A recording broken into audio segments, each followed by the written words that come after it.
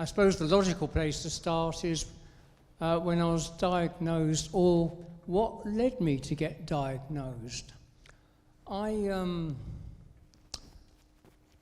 about October, I would say 2003, I started moaning at my wife that I had continual bellyache. Now, she will say that I'm always belly aching about something or another for no apparent reason. But she said, well, why don't you go to the doctors? And I'm a man. I don't go to the doctors. Anyway, she nagged and nagged and nagged, and eventually, after about 2 or 3 months, I went to the doctors and said, I've got this continual tummy ache, which I can't quite get rid of. So he, first of all, put me on omeprazole for a couple of weeks, a couple of months. Didn't seem to achieve anything much. And I happened to mention when I was on the way out of the surgery one day that I was feeling tired all the time, and he said, come back in, sit down, and we'll give you a blood test. And he was so alarmed by the results of the blood test that he thought, he rang and left a message on the answering machine saying, come in at once, you must be suffering from internal bleeding. And so I went in the next morning. I got an immediate appointment with him, and very soon began the series of investigations at my local hospital in Croydon, which led to my being diagnosed with GIST. And fortunately for me, the consultant wasted absolutely no time referring me directly to the Royal Marsden. That was April 2004, and basically since then I haven't looked back. I've had very good treatment. I've had total faith, total confidence in what I was being told, in what I was being recommended to do, starting with being put on imatinib, Gleevec, and it just took it from there. Basically, I had a primary GIST only about this big in my jejunum, which is just below the stomach, and I also had a much bigger, about a 22 centimetre secondary or metastatic GIST on my liver. So I was already, at the time of diagnosis, a metastatic patient, which meant that basically it's not curable, but it is treatable. And at the time, imatinib was a new drug. No one really knew how it was promising, but nobody really knew how well it would work. And so they gave me between 5 and 8 years to live. Not the Royal Marsden I had to have, the consultant who diagnosed me. So basically, if those sort of information is to be believed, I should have been pushing up the daisies from about, the last 4 years or so at least. But for some reason I'm still here, and I count myself quite lucky in that respect. Now, so after about a year, I got very good shrinkage with Gleevec, imatinib, whatever you want to call it. It works. And after about a year, I went to have my liver resection. They got both the tumours clean out, and that was me free of GIST, apparently, for at least the next year or so. They continued me on Gleevec for about a year, and then after that it ceased, and I went another 6 months before there was recurrence. So again, that came as a little bit of a,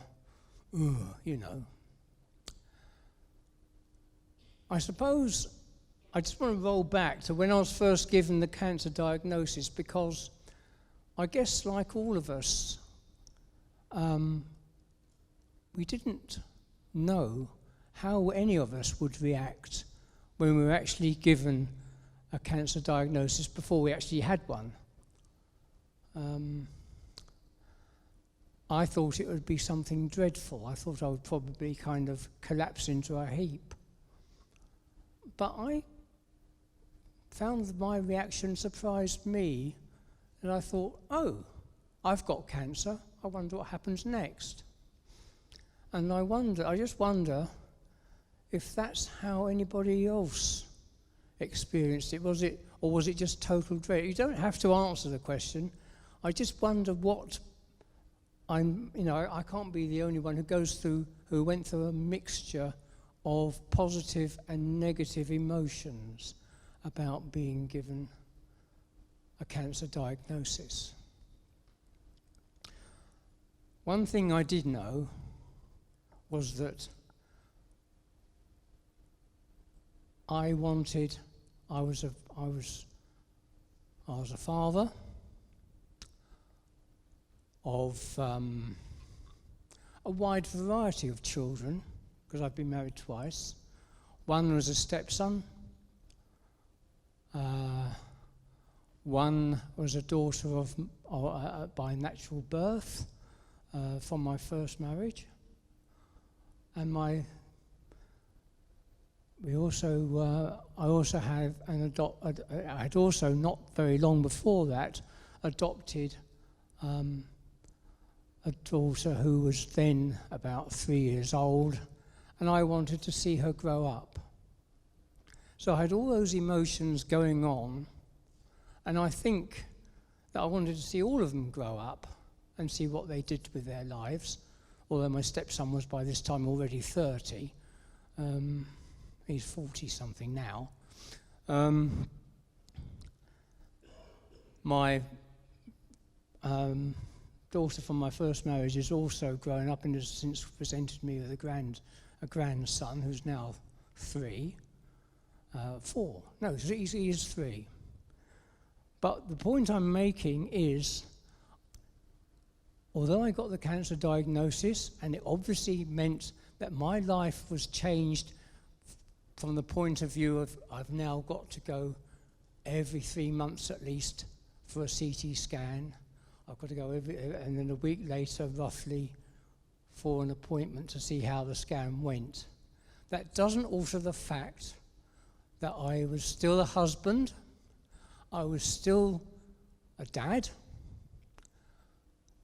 I was still a son to my mother, who was still alive at that time, and I still had a job to do, in a professional sense. And I've since become a granddad. And those things don't change. And what I have found more useful than anything throughout the time that I've been treated is not to think of myself as just being a cancer patient, but to say to myself, well, for all my life, I have been me. I have been Michael. That is the name that my parents chose for me. It's a name that I am pleased that they chose for me. And I'm also very pleased that I have been all these things, a husband, a father, and now a granddad. And that to me means more than, and of course I'm an uncle and all this kind of stuff as well to other people, means more than being a cancer patient. So I would encourage everyone here, whether you've been diagnosed last week, last year, or even longer ago than I was, to hold on to what is important about you, about being you. Obviously, as a cancer patient,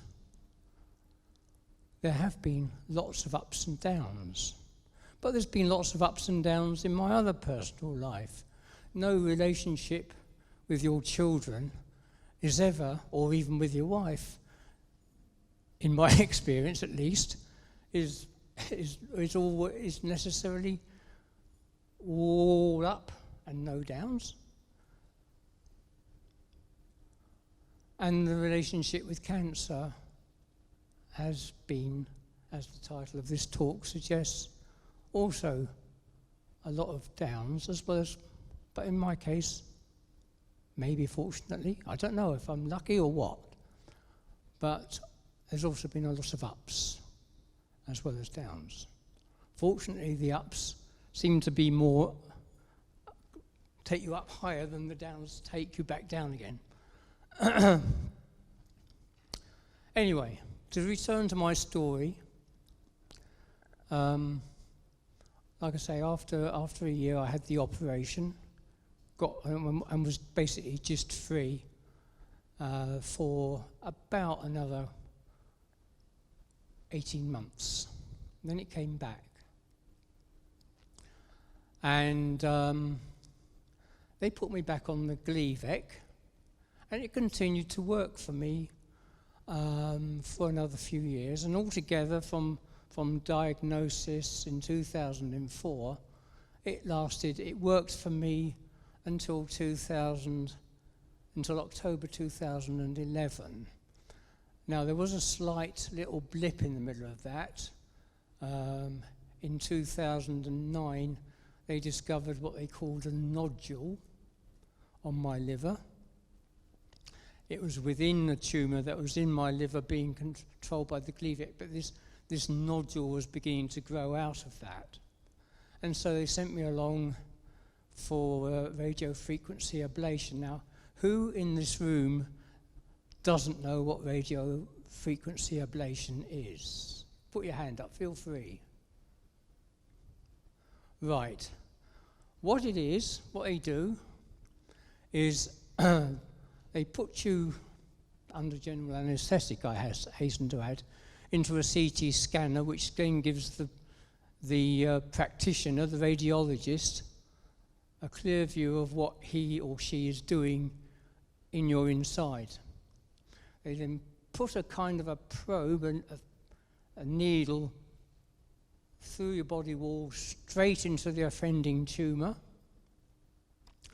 And at the end of the thing that they've put into you, there is kind of like electrodes or something which basically produces like microwaves in a microwave oven, heats up the tumour from within to about 60 degrees centigrade and kills it off. Now, it can only be used at present on smallish tumours, and it depends on location, and you can't really risk it if there's things like vital blood vessels close by and all this kind of thing. So it's a little bit limited as to where you can use it. And of course, if you heat it too hard or for too long, because it's a larger tumour, you risk doing damage to the surrounding tissue and surrounding organs. So it's a bit limited in what you can use it for. Nonetheless, that kept GIST at bay, combined with the Gleevec, for another 2 years. Then came the dreaded news. I don't know how many people have been on Gleevec, had it work for a while, and then been told it didn't work anymore. Only 2 of us? 3? How would anyone who's been on Gleevec, who it just stopped working for, like to say quickly what they felt about it when they heard it wasn't working? Yes. It was a very good drug, kept me. What was it like when he wasn't working? When you were told he wasn't working? You were upset. How did you feel when you were told it was no longer working? Well, it's obvious, upset, but... And then they said you were going to go and suit him. Yeah. Right. So, Gleevec done a lot of good thing for you. Give me a life. Yes. That's what I say. Because without Gleevec, I wouldn't be here today. Because that was the option I had. Because I had 2 open surgery. One was successful, but the other one just opened it and closed it and said, there's nothing else we can do. So the Gleevec was, when I was told that there is a drug, never mentioned the name, but when they gave me was Gleevec, and I went on a Gleevec. There was difficulty of side effect, obvious, but I manage every side effect. And then I live on Gleevec for 6 years. and 3 months. And apparently the tumor, Gleevec became immune to the tumor. So then I went on a Sutin on 2010, and I'm still on a Sutin now. You were upset. So upset, and When Gleevec didn't work. the Gleevec didn't work, and then I didn't know what to do, like. But then I was suggested that we try on a Sutin. That was the only drug available. And I was a Sutin, and I'm still on a Sutin now. So has the Sutent lasted longer than worked for you longer than the Gleevec did? How long did Gleevec work for you? 6 years, maybe. Yeah, and it's 6 years now. Yes, 6 years. I mean, I think 6 years is an exceptional amount of time for Sutent to work. I mean, at that stage, I was put onto Sutent. And I was immediately suffering. What did I do? Well, I basically spent the next 3 or 4 months doing almost nothing but limp on both feet. It wasn't quite like walking on glass, but it wasn't much less comfortable than that. It was still unpleasant.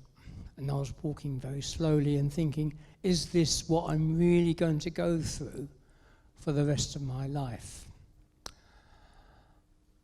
However,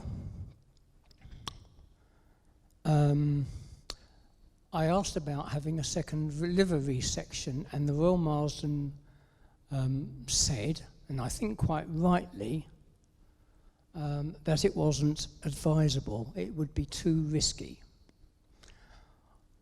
And after making other inquiries, I went back to the original liver surgeon who they referred me to back in 2005, and then said, because he was a liver surgeon primarily in a separate hospital down in Basingstoke. So I just contacted his secretary and said, can I speak to Mr. Rees again? And she immediately remembered me. I was amazed. And the long and the short of it was, he got on the phone to me and we had a discussion, and he said, at the end of the day, if I was your brother, I would say, yes, it is risky, but go ahead. We will do this and we will get you through. And obviously I'm still here. I had the secondary resection in March of 2012. And it transpired after that the Sutent, for all the suffering it had put me through, hadn't made any impact on the tumour whatsoever. However, once again, I was free of GIST, technically. No evidence of it, no visible evidence. Then I kept on the scans. They recommended that I didn't take any drug, which was a great relief. I felt better than I've any stage during the whole time that I had GIST. I felt normal. No sore feet, no running to the toilet every 5 minutes, no cramps, no nausea, nothing except feeling totally healthy. It was like I'd gone 20 years younger. And then August 2013, I got the news that I needed to go on to regorafenib because an earlier scan back in May had revealed that the disease was back. This time, of all places, I had a new tumour in my right gluteal. Anybody know what the gluteal is? Anybody not know what the gluteal is? Well, I didn't know. It's your bottom muscles. And so the Royal Marsden sent me down to their biopsy department. We were very, I don't know if I ought to say this in front of Audrey, but quite an attractive nurse got me to get my trousers off, face down, lie face down on sort of an examination couch, and to cut out all the details except the vital ones. Stuck a needle in straight into my bum and pulled out a plum. No, she pulled out a bit of the tumour, and it was biopsied. And I remember thinking, bursting out laughing while this is going on, because I thought, this is such a ridiculous thing that I'm going through, you know. I had to laugh because I thought otherwise it's just so humiliating. But it wasn't. It was just very funny, and the thought that what they were doing just made me laugh. And the biopsy came back, the confirmation came back soon that yes, it was indeed a GIST, as were the other GISTs, they found by this time that I had them all over in my tummy and on my liver. And so I commenced regorafenib with a lot of trepidation, because I thought, well, the Sutent didn't work. What's the regorafenib going to be like? And I soon found out. Within about 12, 13 days of starting on regorafenib and not noticing anything, all of a sudden I had a big blotch right up my back, looked like severe burns. I told the Marsden, Audrey took some pictures of it. We took them up on the laptop, and they said, have a break from the regorafenib straight away. And since then, it's been a real exploration as to how I was going to get the regorafenib to work for me, because the foot syndrome with the regorafenib, which was also something which I've suffered, was just as bad as the Sutent had been. And once again I thought, oh, am I going to be like this for the rest of my life? What's left? It felt like this is really the last chance saloon, and it was going to be a pretty dire last few months or however long it was going to be. And as David Faulkner was talking about this morning, I was the ultimate in experimentation with with dosage variation, cutting it down. I eventually hit upon a dosage which is still working for me in the main, and keeping the tumours under control. And we are now, 2.5 years down the line. Now, I don't think it's very useful for me to say this is what worked for me, because anybody else, I think it's best for anybody else who gets put onto regorafenib, or indeed sunitinib, to find out what works for them, rather than be guided by what I find works for me, because we're all different. Anyway, so the regorafenib, I've eventually hit upon something which works. The side effects are not too bad. I get the odd sort of problem with my one foot or the other, or both sometimes, but it doesn't usually last very long. And ironically, when I get the 7-day break, that's sometimes when it peaks a bit. It's almost like my body misses the regorafenib kick, and but then it eases off again, but as I move towards the next cycle. And then, not very long ago, I noticed that I had some sort of discomfort in this sort of area on my ribs round the back. And so I went to the Royal Marsden, and they said, that could be a tumour pressing against your spinal nerves.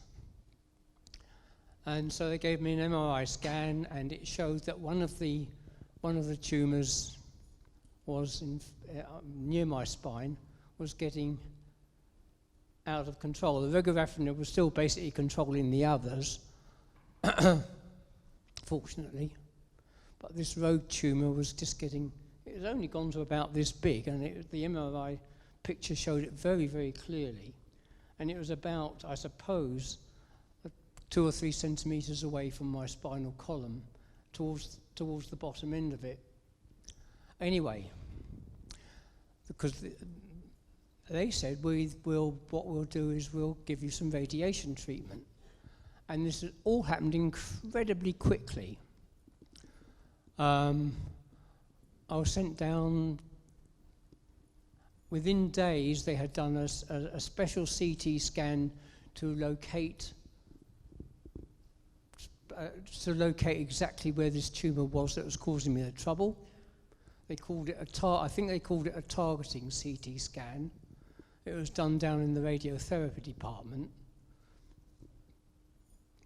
And what they do during the scan is they look at the pictures live, and then the radiologist comes out when he's got an exact location and does a little tattoo dot.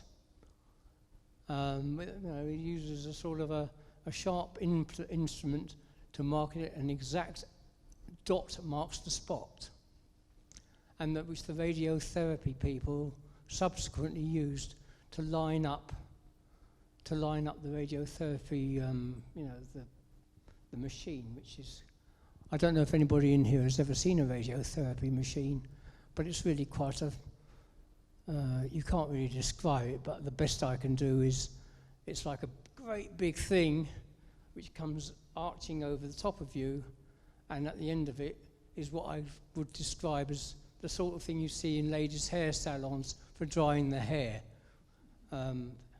Big round thing. Anyway, to cut a long story short, that happened on the Monday of the week, and then on the Wednesday I commenced the first of 5 days of going in for radiation therapy. They used the spot to line up the machine. It kind of comes down low over you, hovers above your tummy for a little while, doesn't do anything. Then they all clear out of the room, like rabbits running from the farmer, and it makes you feel very confident that it's safe.